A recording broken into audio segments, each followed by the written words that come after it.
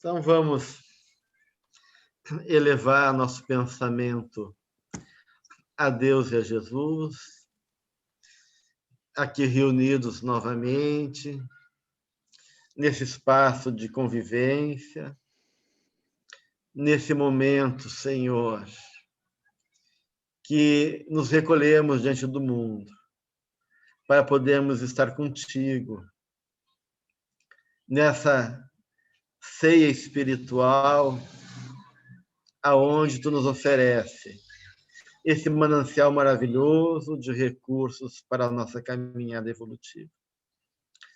Que a tua presença desperte em nosso íntimo cada vez mais a fé, a humildade, a firmeza espiritual para levarmos adiante nosso compromisso, para que a gente possa resistir, não esmorecer diante da luta e poder aproveitar cada momento como experiência redentora, como experiência transformadora para a nossa alma. E pedimos nesse momento, Senhor, o amparo amigo dos teus mensageiros, sob o amparo do anjo Zumael, de Allan Kardec, pedimos a assistência amiga de Bezerra de Menezes, de Ernesto Miller, Marlene Nobre, nossos irmãos Napoleoniano, Leonardo Correia, da nossa querida Joana de Ângeles e demais benfeitores simpáticos aos nossos ideais, que possam também estar presentes, compartilhando conosco desse momento sublime, trazendo as intuições necessárias em favor dos nossos objetivos. E assim, em teu nome, Senhor, em nome de toda essa equipe, pedimos a permissão para dar início ao estudo dessa noite. Que assim seja. Muito bem, gente. Então, continuemos na sombra, né? Então, vamos ver se hoje não cai a nossa internet aqui. Nós, então, só para poder aquecer um pouquinho, né? E retomar, para a gente poder seguir, a gente, então, trouxe essa ideia da Joana, né? Que eu falava para vocês que a sombra, no primeiro momento, era tudo aquilo que é obscuro para o ego. Então, no primeiro momento, envolve todo o inconsciente, né? E que Joana vai dizer que então, essa sombra que pertence à nossa caminhada evolutiva, de um lado, ela representa, sim, aquilo que a gente falou semana passada, coisas, questões, conteúdos mal resolvidos, que geram conflitos e culpa, né? Que a gente chegou a dar uma olhada sobre isso, mas que a sombra também está ligada às imagens primordiais do inconsciente coletivo, que envolve toda a trajetória e os estágios humanos, estágios primitivos que a espécie humana foi passando, né? E ela vai dizer que esse estágio primitivo ainda é muito vivo dentro da gente, porque a gente fez uma caminhada até aqui, onde a nossa consciência é uma aquisição muito recente enquanto conquista e muito frágil ainda, né? Então, ela fala que é natural que os valores éticos morais estejam ainda em fase rudimentar e que, de uma maneira, a gente tenha ainda os efeitos no nosso comportamento dessa conduta ancestral, né? Ela vai repercutir no íntimo nosso, gerando várias reações emocionais, como medo, revolta. E então há um jogo entre essa conquista dos valores éticos, morais, que a gente está assimilando aos poucos, com esses impulsos animais que são ainda muito presentes e ocupam muito espaço na nossa vida, né? Então, que a gente possa ver isso com naturalidade, diz a benfeitora, e poder entender que isso faz parte desse jogo, faz parte da dinâmica psicológica do nosso crescimento espiritual, da nossa evolução espiritual, né? E por isso que eu dizia, no final do nosso encontro, né, como imagem do inconsciente, né? A sombra ela vai ocupar vários lugares e significados, como uma metáfora, né? Como uma forma de poder compreender o que essa sombra significa, enquanto esse mundo inconsciente da qual o ego não abarca. Então, ela é uma representação ou uma imagem, né, de ação, de posição, de uma posição, de uma escolha e de valor. Então, a sombra ela envolve tudo isso: ações, posições, escolhas e valores.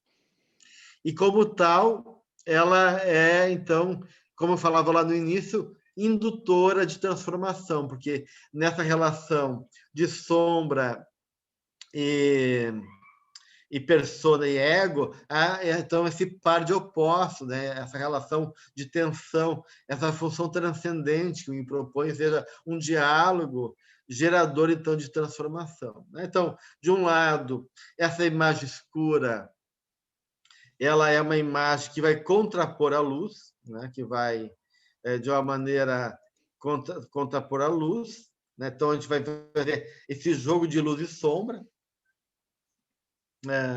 Então, a gente vai poder ver assim como uma questão de posição, né? E a própria sombra ela muda conforme a luz, né? Então, de uma maneira, a sombra ela muda de lugar, né? Conforme a posição da luz, né?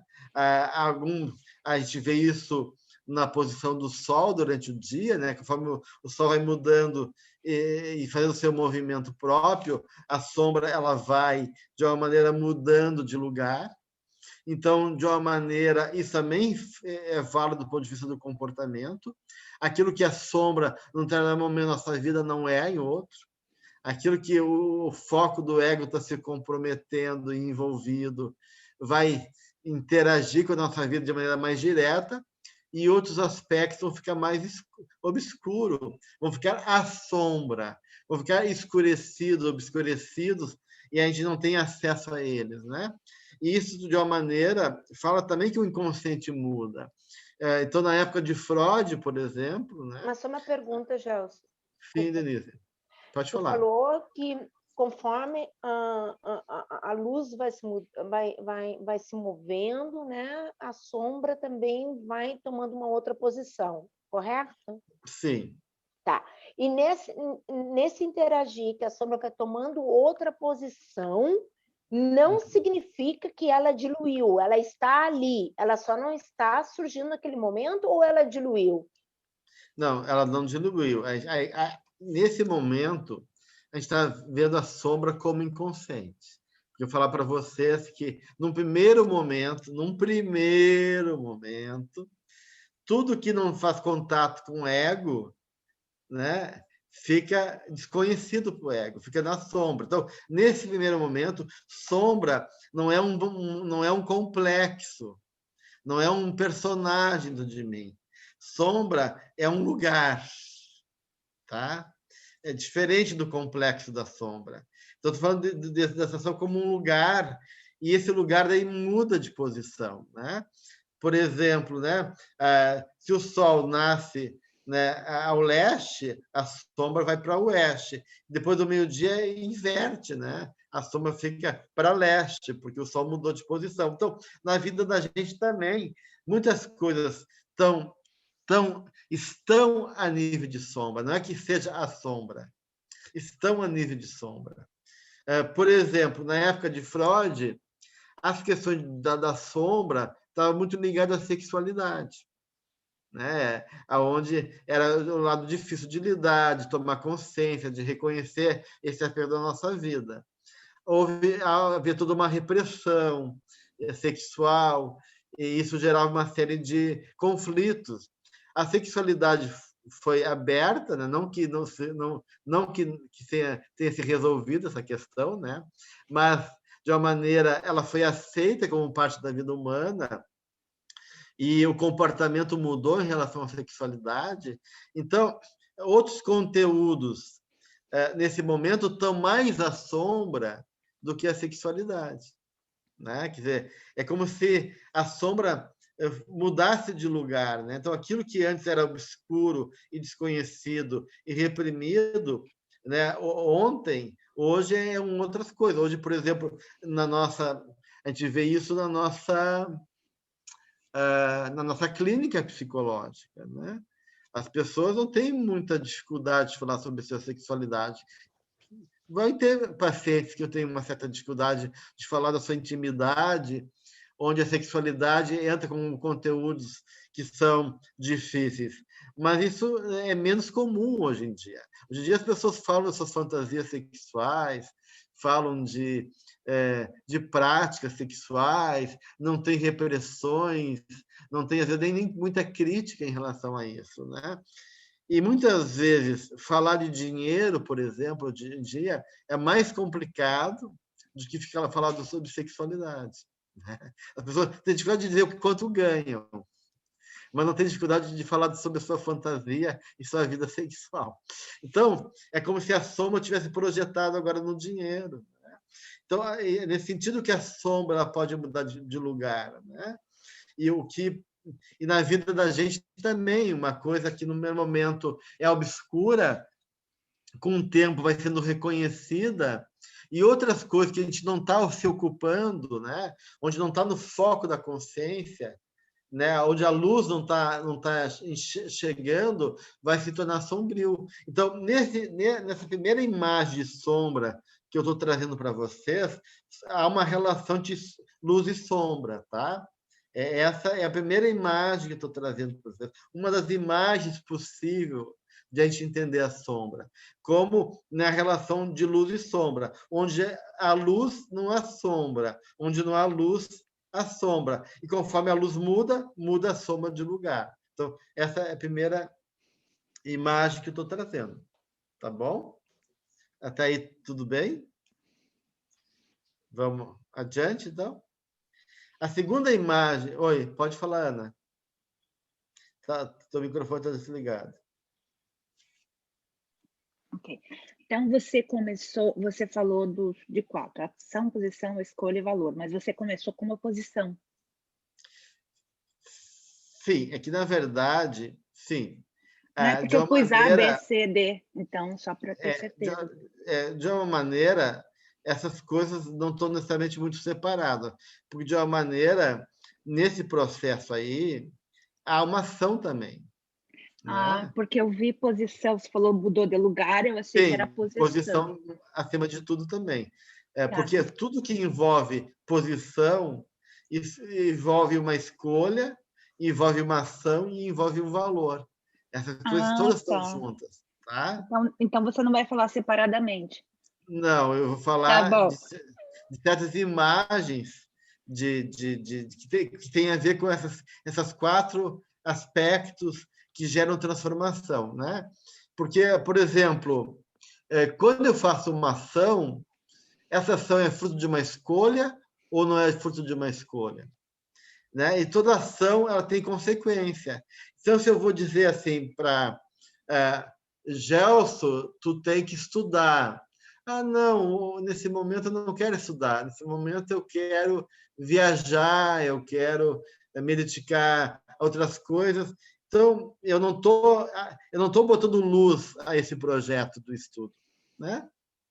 Então, eu vou botar luz em outro lugar, eu vou botar luz em outras coisas da minha vida. Depois, eu vou ter o efeito disso. Então, há uma ação aí, há uma escolha, e há um valor em jogo. Né? Na medida que eu não... Por que eu não vou me ocupar do estudo? Porque realmente é desinteressante, porque realmente não tem valor, porque é difícil para mim, porque eu não reconheço isso como uma necessidade minha, e assim por diante. Então, de uma maneira, esses 4 elementos estão juntos, tá? Quando eu falo de posição, eu estou, nesse momento, privilegiando esse aspecto, mas não que os outros não estejam presentes juntos. Tá? Bem, o segundo aspecto que eu ia trazer de imagem, né? Então, essa imagem escura que se contrapôs à luz. Tá?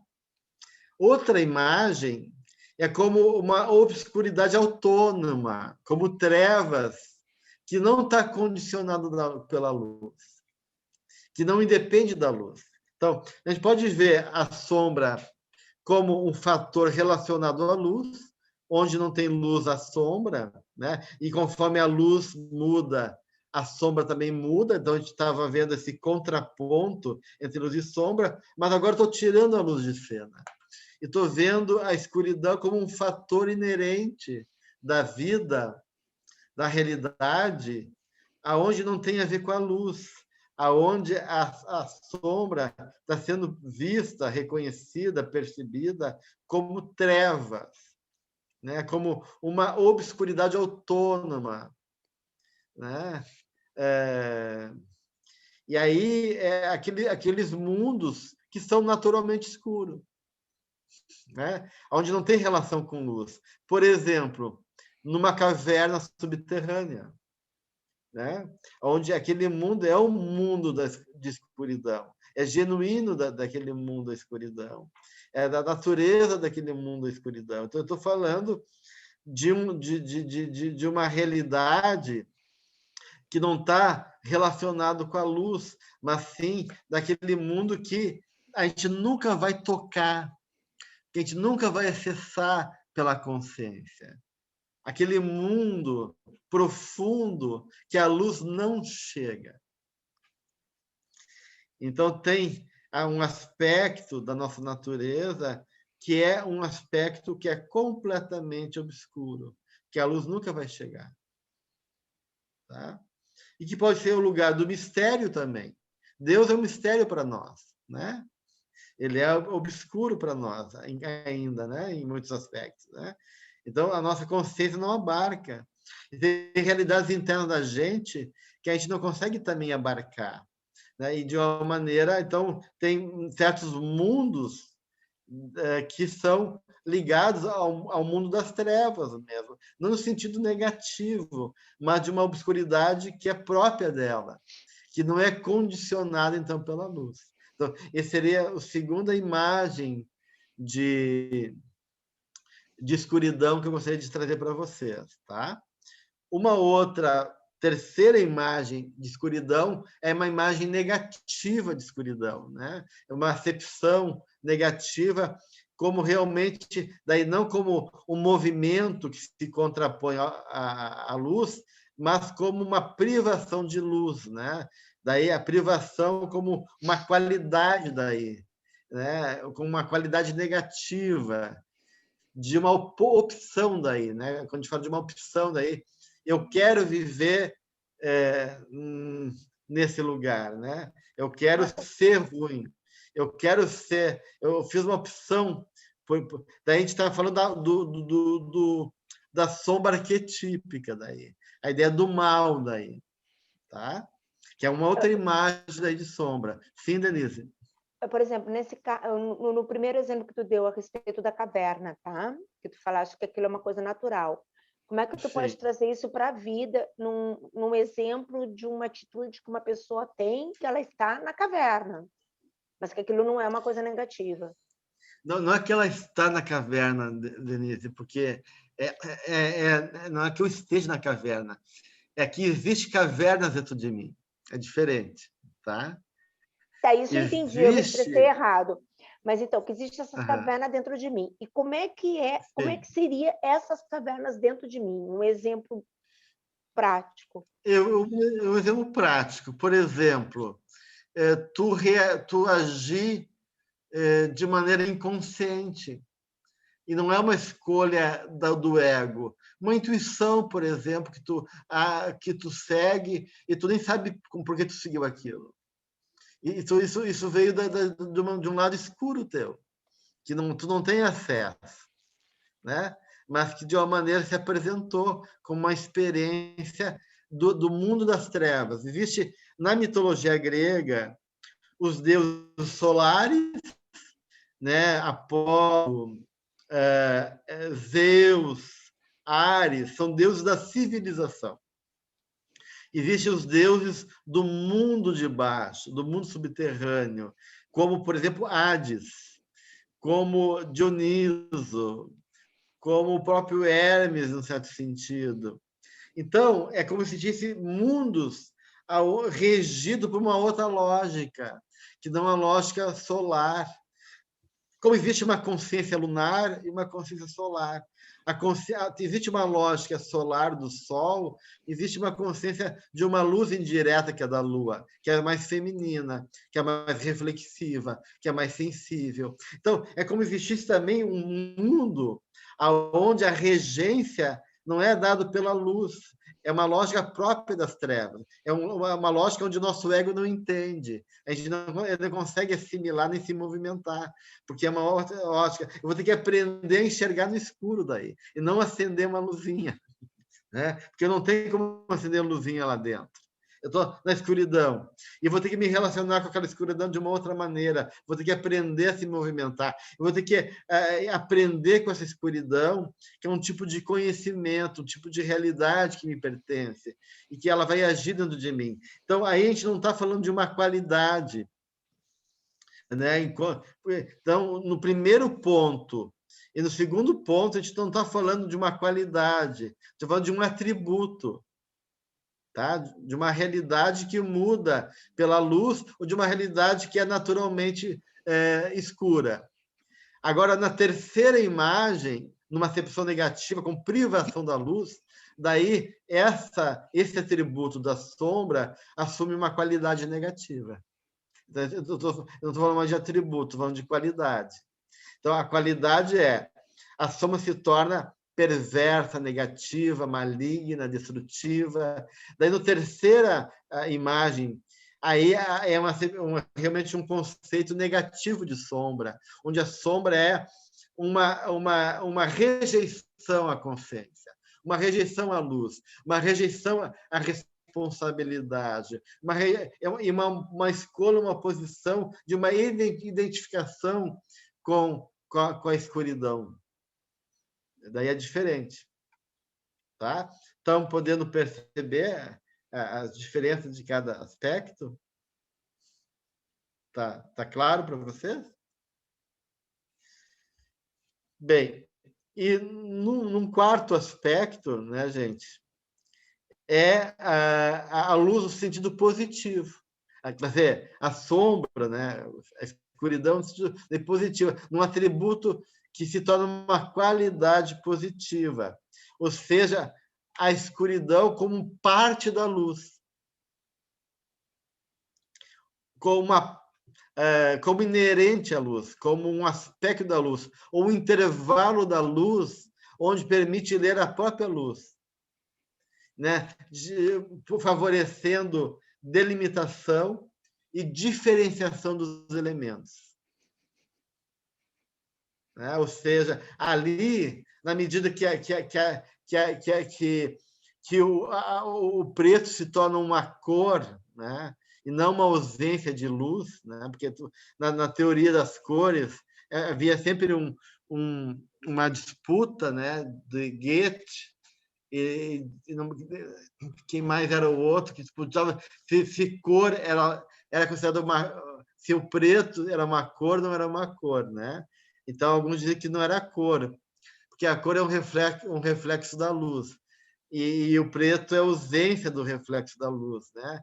E outros dizem que o preto é uma cor. Então, se tu vê o preto como uma cor, ela se torna daí uma acepção positiva. Ela se integra às outras cores e participa da luz também. E aí a escuridão, ela é um jogo da luz, desse intervalo de movimento de luz e comprimento de luz, aonde tu começa a ter delimitação de realidade. Porque se não existir sombra, como é que vai poder ter uma discriminação, uma configuração e diferenciação dos elementos?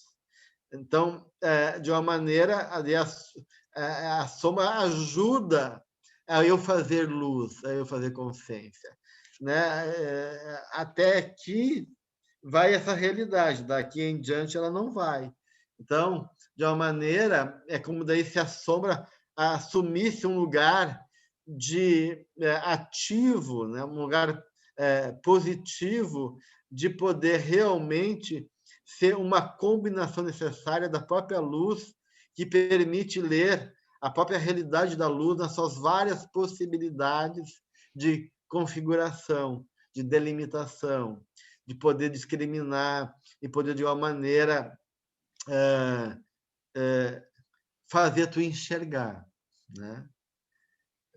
Então, eu só posso enxergar se eu estiver assimilando todas as cores, onde o preto também entra como parte da realidade dessa consciência, de poder ver o mundo de maneira diferente. O azul, o amarelo, o vermelho, a realidade é diferente. E aí, o preto representa um aspecto da própria luz que inclui essa capacidade de discriminar e delimitar a realidade. Então, isso seria um quarto aspecto da sombra.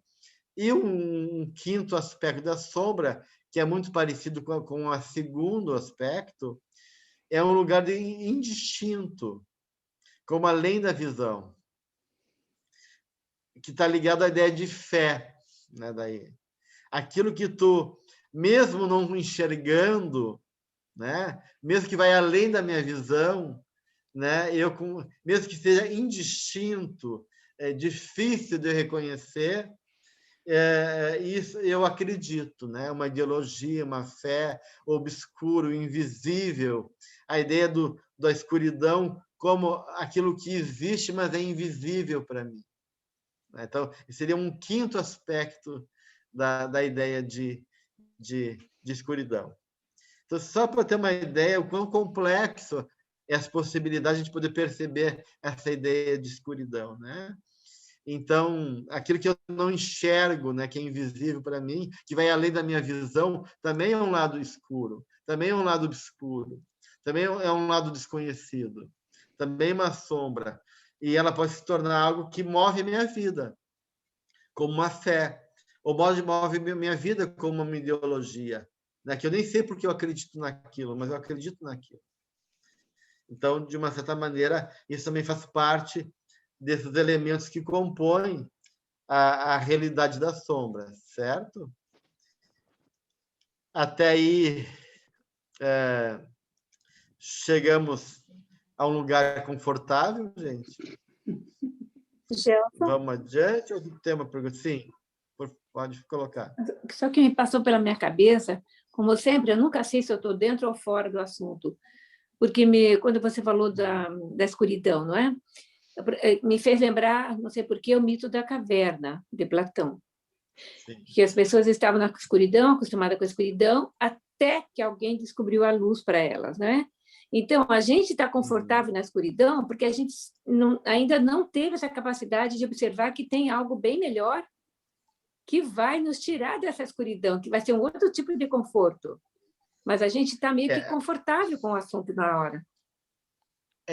Que daí, Elza, esse aspecto teu, que está trazendo do Platão, está ligado com o primeiro aspecto, com a sombra, né? Porque no meio da caverna as pessoas só tinham a sombra, né? que como realidade, né? E não a realidade factual, que daí Platão vai fazer uma relação com o mundo das ideias, né? E a matéria, né? O mundo da ilusão, o simulacro, que é uma sombra, uma ilusão, né? Uma falsa realidade, não é uma falsa realidade, mas uma realidade parcial e limitada, né? Que é o mundo material, porque o mundo material é uma cópia imperfeita do mundo espiritual, né?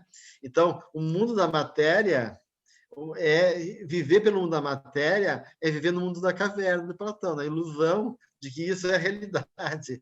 E na verdade está obscuro por uma percepção que é limitada, que é relativa, né? Aí, então a gente está fazendo esse contraponto mesmo entre luz e sombra.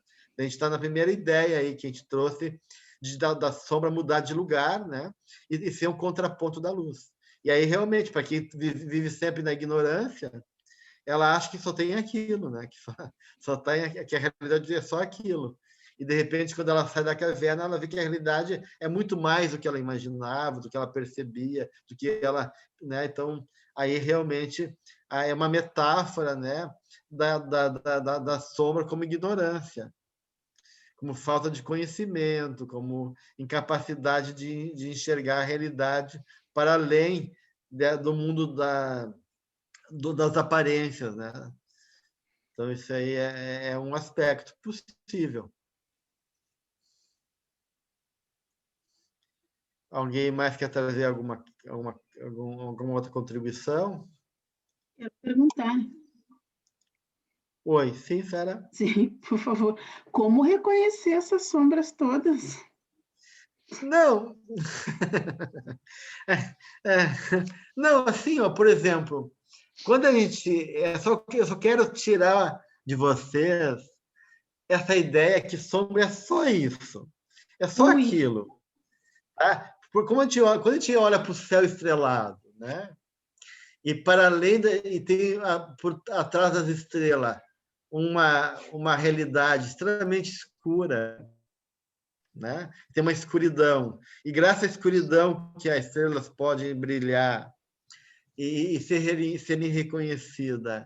Então, quando a gente fala que mais de 90% do universo é matéria escura, eu estou falando que a escuridão é um mistério também, né? Que a escuridão está ligada ao plano do mistério. Então, eu estou só dizendo que existem várias formas de a gente ver a escuridão na nossa vida. A escuridão como falta de luz, a escuridão como uma coisa negativa, como maldade, a escuridão como um mundo desconhecido que naturalmente não tem luz, que tem uma outra lógica, a escuridão como mistério, como invisível que nos guia, como na fé, na ideologia. Então, só para entender que essa escuridão pode ser vista de várias maneiras. Mas, enquanto exercício, né, Sara, psicológico, o mais importante é poder entender que sim, que essa escuridão a gente vai ter esses vários níveis de escuridão na nossa vida. De escuridão que nunca vão deixar de ser escuridão.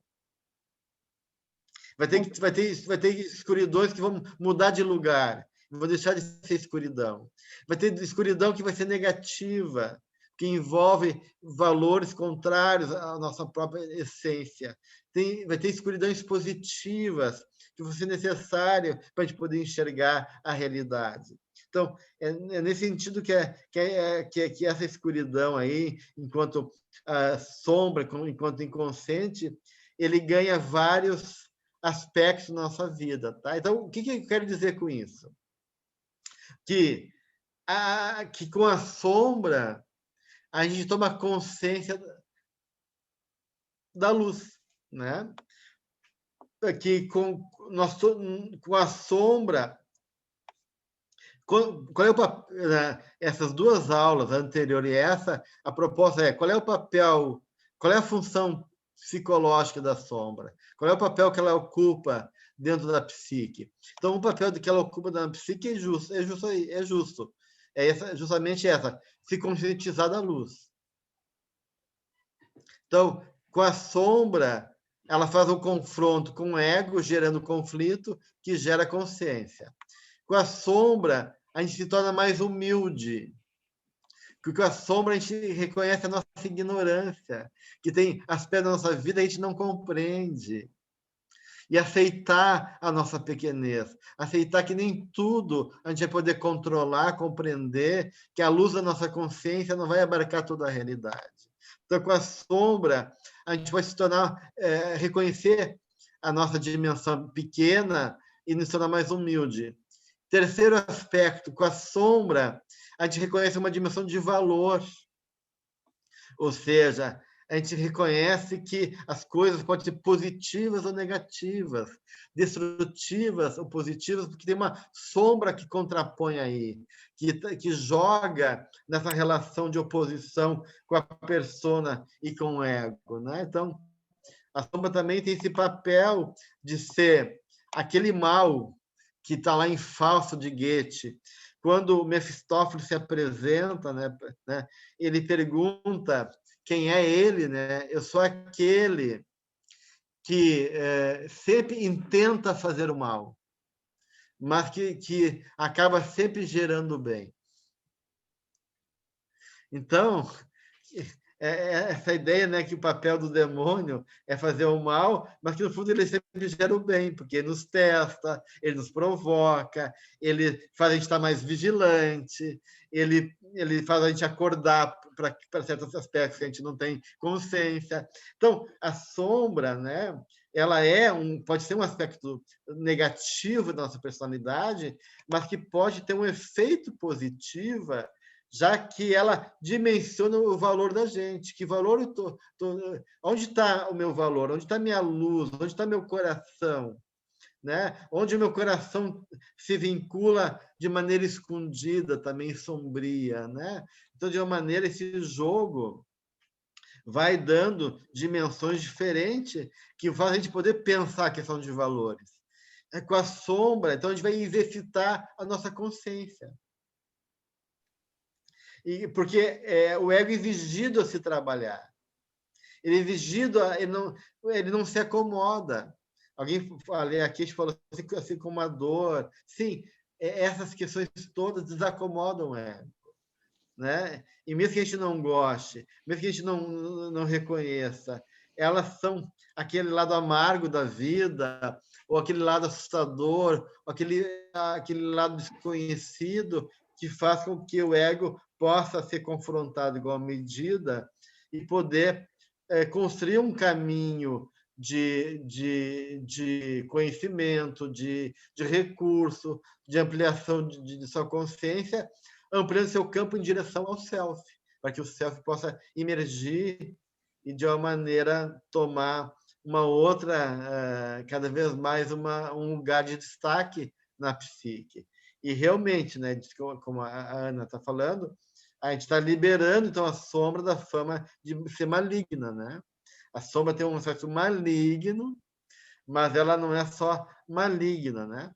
Porque na sombra também está o nosso lado, às vezes, mais divino, mais porque a gente não vê que o superconsciente, né, tá lá no inconsciente, como o potencial não desenvolvido não está na sombra, tudo aquilo que eu vou ser e eu ainda não sou está dentro de mim, na minha sombra, né? A espera na semente ainda que não foi germinada, que está lá na profundeza obscura da terra,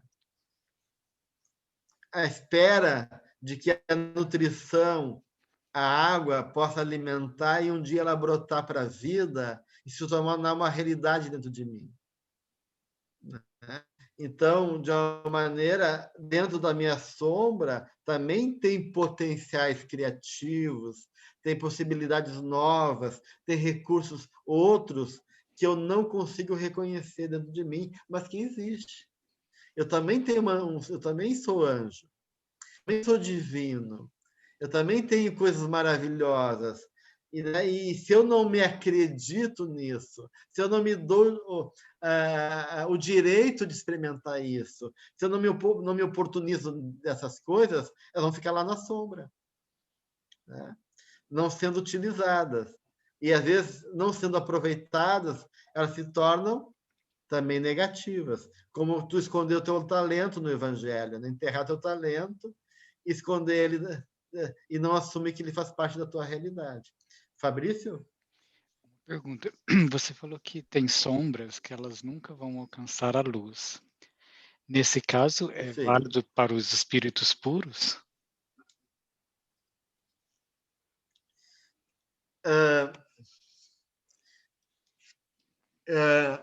Isso eu não sei dizer, porque eu não cheguei lá, né, Fabrício? Então, é uma pergunta importante, mas que talvez não seja tão prática para nós, né? Não faz diferença para nós que estamos aqui.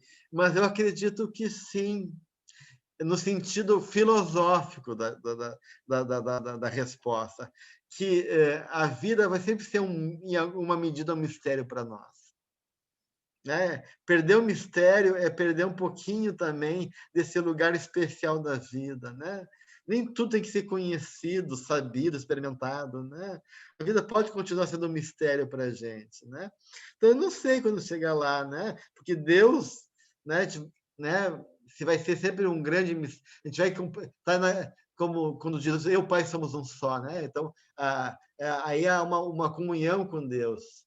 Mas o universo é tão infinitamente grandioso, é tão ilimitado, Deus é algo que não cabe em nós, que eu não sei te dizer, então, se sempre vai ter alguma coisa que vai escapar a nossa dimensão enquanto algo que nunca vai ser conhecido, né? Mas, de uma maneira, no nosso projeto evolutivo, tem coisas que vão ficando para trás, né? Como os instintos, eles vão ficando para trás. E o nosso acesso a eles vai ficando cada vez mais remoto. Então, também aquilo que fica para trás fica difícil de alcançar. Quando Jesus teve que reencarnar na Terra, ele levou 1000 anos se preparando. E olha o sofrimento dele.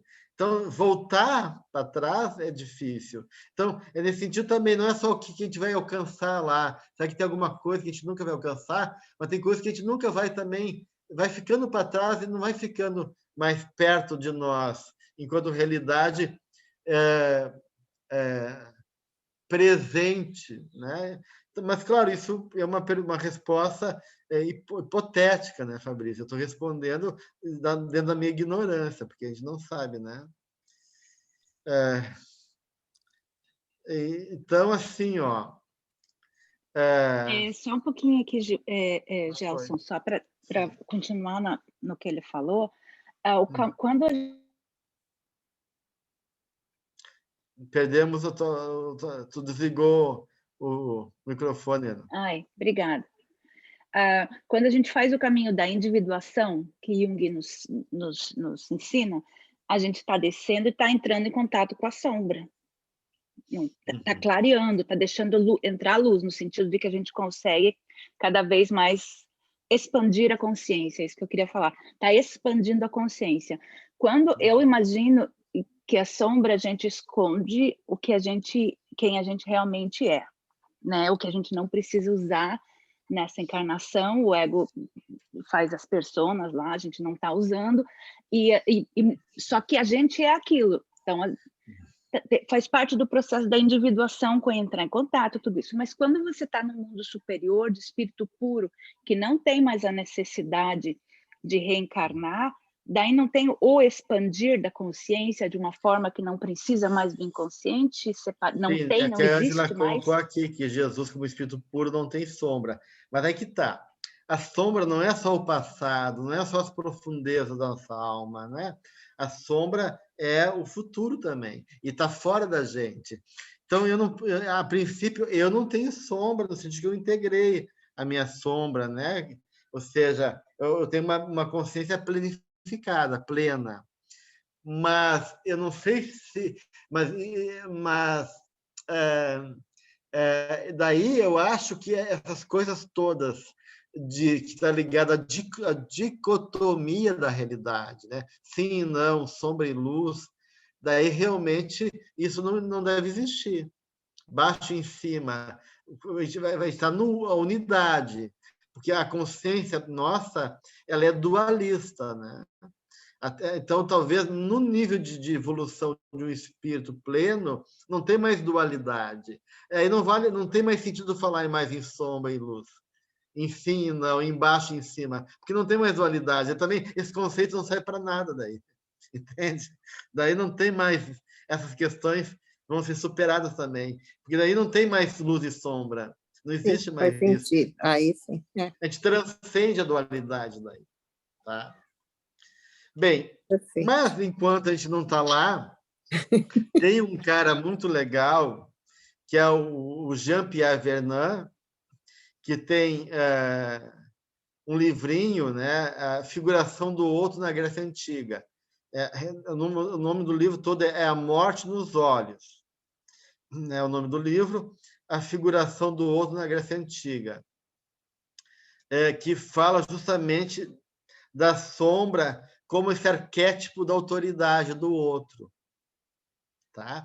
Porque na Grécia Antiga tem 4 deuses que representam o outro, que são ligados à ideia da máscara, porque a gente viu que a máscara é ligada à ideia de persona, certo? Na Grécia, no teatro, mas agora eu vou trazer uma outra imagem da máscara, que a máscara não está ligada então à sua persona, a imagem que a gente põe para o mundo, mas a máscara está ligada também àquilo que está ligado à sombra, ao que é ao outro, aquilo que é não revelado, aquilo que, de uma maneira, é a noção de uma dimensão que nos escapa, né? Então, esses deuses mascarados são deuses onde a máscara tão presente ou na forma de se apresentar, na sua figuração, ou nos rituais, nos seus cultos. Geralmente, nos seus cultos são tiradas máscaras, que são a górgona, a medusa, tá? São 3, eu falei 4 deuses, mas são 3 deuses mascarados, né? Eu misturei a górgona com a medusa, porque a górgona é um tipo de medusa. Então, é a górgona, Dionísio e Ártemis, são os 3 deuses mascarados da Grécia, tá? E por que então, o que representa esses 3 deuses mascarados? Porque Hades é um deus que não tem nem imagem, né? Tá? Ele está no nível do obscuro mais obscuro, porque tem 2 deuses que não têm representação, que aí está no nível do incompreensível, que é Ananke, que é a necessidade, e Hades. Tá? O Ártemis, Dioniso e Górgona, né? a Górgona, a Medusa, os 3 têm representação, mas eles usam máscara para a representação deles. Então, essas máscaras representam um lado que está ligado a essa noção do outro, do desconhecido, de um outro que é tão outro que a gente não tem como acessar, que é difícil de acessar.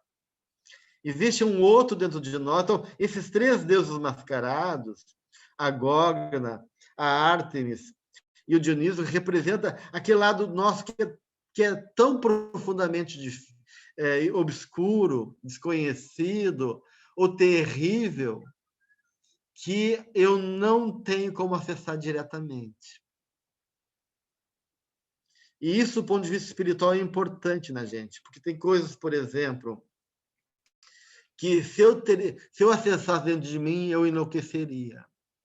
Eu não teria como suportar. De repente, imagens que eu carrego de brutalidade, de violência, né, que é tão difícil ainda de eu me deparar com esse outro dentro de mim, mas que existe, que se eu contatasse com ele, eu não aguentaria esse confronto comigo ainda. Eu não tenho suporte emocional, eu não tenho maturidade para fazer consciência disso ainda. Então, esses 3 deuses mascarados representam aspectos de sombra muito profundas, sombras arquetípicas, de dimensões ligado a aspectos profundos da nossa alma, difíceis de ser acessados. E eu vou falar um pouquinho de cada um, então. Tá? Vou começar pela Górgona. Né? A Górgona... E eu vou compartilhar com vocês uma lâmina.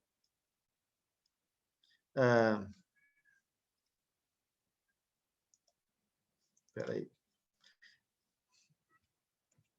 Estão vendo ela aqui? Eu peguei a imagem da Górgona aqui para a gente poder ver. Quão terrível né, a figura da Medusa. Alguém lê para nós essa lâmina? Eu posso ler. A máscara monstruosa de Gorgol traduz extrema alteridade, o temor do que é absolutamente outro, o indizível, o impensável, o puro caos, o medo e a morte que petrifica aqueles que cruzam o seu olhar, transformando todo ser que vive, move-se e vê a luz do sol em pedra imobilizada, glacial, cega, mergulhada em trevas. Então, a primeira imagem dessa alteridade, né, a alteridade é o outro, né? É esse outro que é tão terrível dentro da gente que petrifica, que gera medo, né? Então, uma imagem da Górgona é a psicose, né? A psicose, do ponto de vista psicológico, é a petrificação do ego que paralisa e esfacela, né, na esquizofrenia, né, que ele fica dividido. Então, tem certas coisas na nossa experiência emocional que é tão terrível que, se cruzar o nosso olhar, nosso caminho, a gente não vai suportar. Então, quem diz que dentro de mim não existe ainda um assassino terrível de mim? Quem diz que em alguma encarnação eu não fui um abusador, não fui um déspota com poder, né?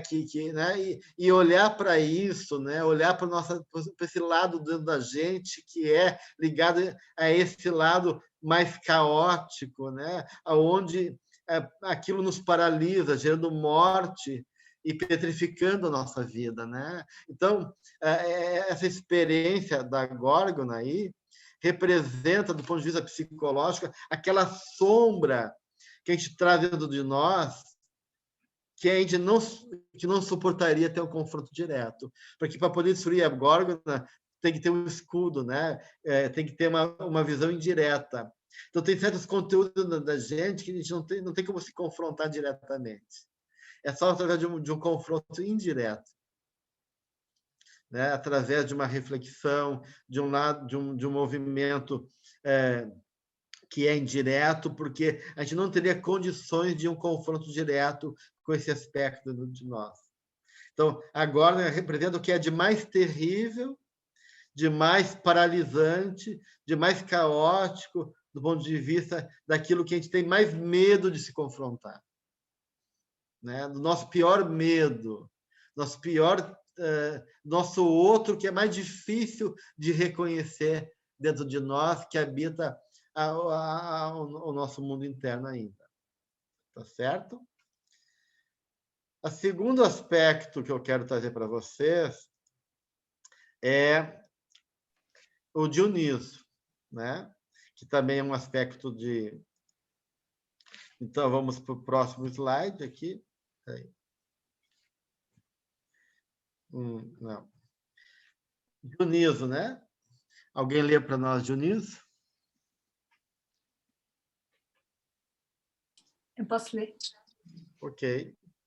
Com Dionísio, temos a ideia na Terra de uma invasão, a súbita intrusão de algo que nos afasta da existência cotidiana, do andamento normal das coisas, de nós mesmos. O disfarce, a embriaguez, a representação, o delírio, o transe. Dionísio ensina ou obriga-o a ser outro, e não mais o que se é normalmente. A enfrentar, já nesta vida, aqui embaixo, a experiência da evasão para uma desconcertante estranheza. Então, Dioniso representa aqueles aspectos de nós que a gente estranha em nós, que a gente não reconhece em nós, mas que, de uma maneira, nos invade em algum momento, forçando a gente a viver uma realidade que a gente acha que não é a nossa, né? Mas que é a nossa. Por isso que Dioniso ele é um deus de verticalidade, né? Ele nos contata com aquilo que é mais divino, que é o êxtase, o transe, é o deus da mania, né? Da possessão dos deuses. Né? Quando, na embriaguez lá do álcool, tu é levado, né, a viver algo extraordinário, né, para além de ti mesmo. Mas também traz o que é mais o lado mais negativo das emoções terríveis, provocadoras de catástrofes, porque Dionísio enlouquecia as mulheres e elas acabavam trucidando os seus maridos, rasgando, né, o corpo deles, enlouquecidas pelo Deus. Então, Dioniso nos contata com o pior e o melhor da gente, né? Porque é o Deus que conviveu com os homens. É um Deus mais tardio na religião grega, é o Deus pouco reconhecido, ele tem uma certa relação com a figura do Cristo, assim, do ponto de vista das representações simbólicas que ele vai ocupar na mitologia grega. E ele é o Deus do êxtase, ele vem conviver e trazer o divino para os homens, mas como ele não foi reconhecido na cultura grega, então ele enlouquece os homens, né? Então Dioniso ele é o Deus da embriaguez espiritual, né? Quando a gente é tomado por um estado alterado de consciência, né? Um estado de êxtase, e ficamos embriagados, né? Do divino, e da embriaguez também mais inferior, né? Do álcool. Álcool em latim quer dizer espírito. O álcool representa a experiência do espírito. Então, o espírito, no sentido positivo, como o espírito negativo do álcool, que nos vem trazer aquelas emoções encobertas, que vão mostrando um lado meu que eu não consigo reconhecer, e na alteração alcoólica vem à tona de maneira exagerada e perigosa. Então, o Dioniso é esse outro em nós que nos afasta daquilo que a gente controla, daquilo que é o normal das coisas, de nós mesmos, nosso reconhecimento, e que nos coloca, então, para aquilo que é extraordinário, do que nos leva para cima na experiência do êxtase, nos leva para baixo nas nossas emoções mais negativas e mais brutais. Então, esse é o aspecto do Dioniso. E, por último, só para terminar, nós temos Ártemis. Ártemis, que é a deusa, eu vou compartilhar com vocês também essa lâmina. Cadê ela?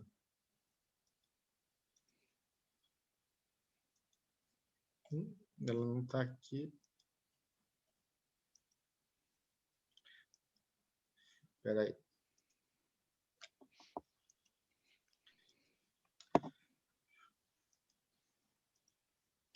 Alguém lê Ártemis para nós, para a gente encerrar aqui, então, o nosso encontro de hoje? Eu leio, se quiser. Uhum. Ártemis, ela é um lado a caçadora e a corredora dos bosques, e de outro a jovem donzela, a eterna virgem. Representa o mundo selvagem e os limites, a fronteira entre o selvagem e o civilizado, nos perigos da bestialização, do arrebatamento pela selvageria. Isso. Então, a Ártemis, né, ela é Deus, ela pede para Zeus ficar eternamente jovem. Ela cresce até os 9 anos de idade. E quando ela pede para Zeus ficar uma eterna menina, ela representa o mundo virginal, o mundo da natureza, né? O mundo daquilo que não quer crescer. O mundo, então, por isso que ela é deusa das feras. Ela é representada pelo urso na mitologia grega, né? E ela representa então a Diana também na mitologia, é a mesma deusa, né? Só que no nível, na sua versão latina, a caçadora, o que vive na mata com os animais. Então, a Ártemis, ela é a deusa que cuida para que o mundo civilizado não invada o mundo da natureza e o mundo da natureza não invada o mundo da civilização. Então, a Ártemis representa aquelas forças da natureza bestial, animal em nós, selvagem em nós, que numa experiência emocional forte vem à tona, né?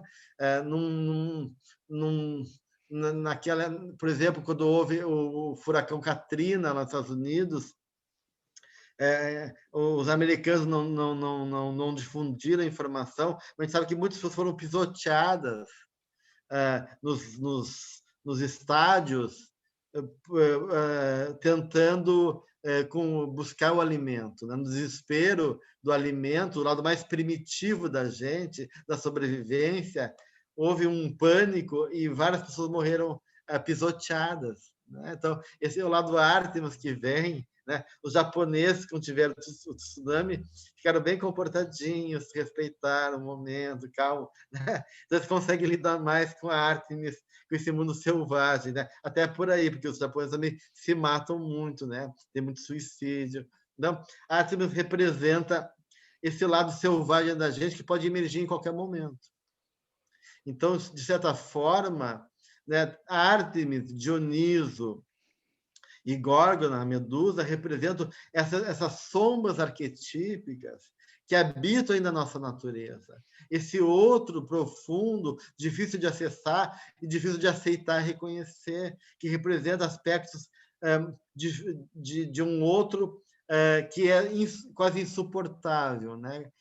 Difícil de lidar, que é o nosso lado animal, primitivo, bestial, selvagem, o nosso lado terrível, que petrifica, gerando destruição e morte, e ligado ao medo, e o nosso lado do outro emocional, que nos leva ao que é melhor e pior da gente, a partir de Dionísio.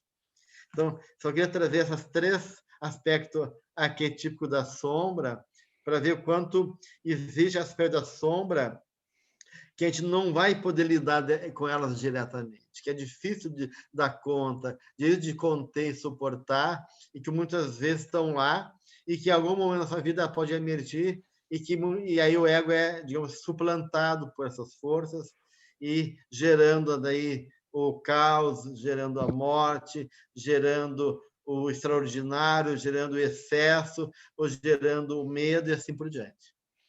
Ok, gente?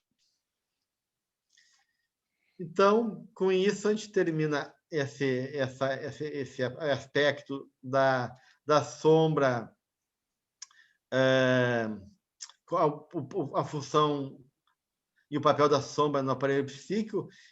E semana que vem, então, a gente vai para a sombra arquetípica. Para a ideia de mal. Foi muito difícil hoje. Bah. Mas não é para ser fácil, né, Sara? Bah. A caminhada é difícil, é desafiadora mesmo, né? Ok? Então, alguém faz a prece de encerramento?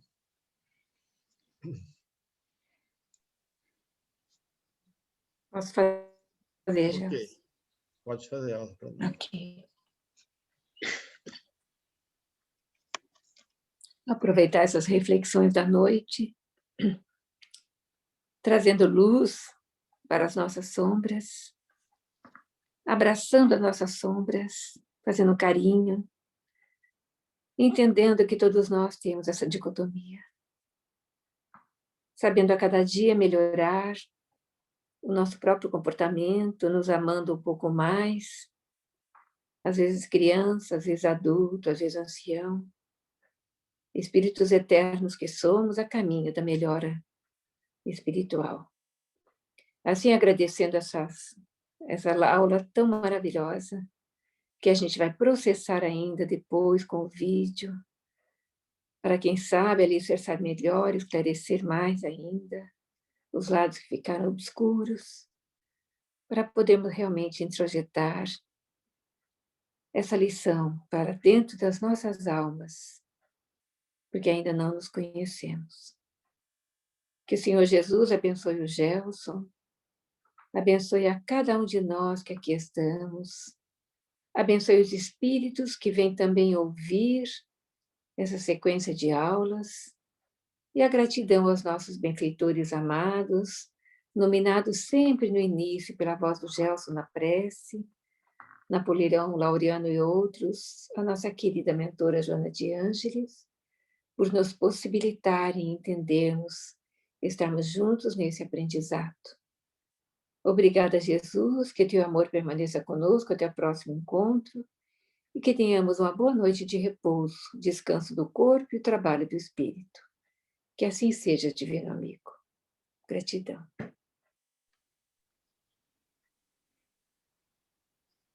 Uma boa noite a todos, boa semana. Obrigada, Até boa noite. a próxima, então, gente. Boa noite. Obrigada, boa noite. Obrigada. Obrigada, boa noite. Boa semana.